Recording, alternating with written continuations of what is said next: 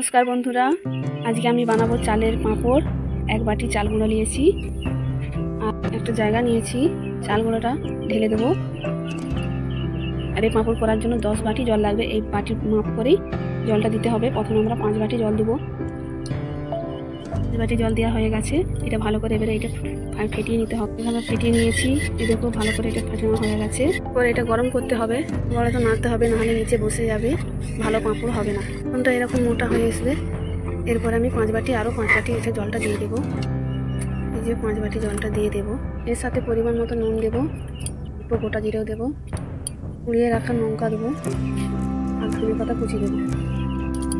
এইভাবে নাড়াচাড়া করতে হবে। দেখুন এটা আমাদের রেডি হয়ে গেছে। এবার এইভাবে নাড়াচাড়া করে ঠান্ডা করে নিতে হবে। পাঁপড়গুলোকে রোদে দেওয়ার জন্য রোদে নিয়ে চলে এসেছি। আমি একটা পলিথিন দিয়েছি, পলিথিনে তেল গুলিয়ে নিয়েছি। এর উপরে দেবো পাঁপড়গুলো, করবো এইভাবে দিতে হবে, দিয়ে এইভাবে গোল করে নিতে হবে। যেমন সাইজটি করবেন, আমি মাঝারি সাইজ করছি। দেখুন এখানে দেওয়া হয়ে গেছে। এটা 2 দিন শুকোতে লাগবে। দেখো পুরোপুরিভাবে দেওয়া হয়ে গেছে। এরপর 2 দিন শুকিয়ে নিলে এটা রেডি হয়ে যাবে। দেখুন পাঁপড়গুলো কত সুন্দর শুকিয়ে গেছে, একদম শুকিয়ে রেডি হয়ে গেছে। আজকে আমরা পাঁপড়গুলো ভেজেছি, কত সুন্দর হয়েছে। দেখো কত সুন্দর হয়েছে।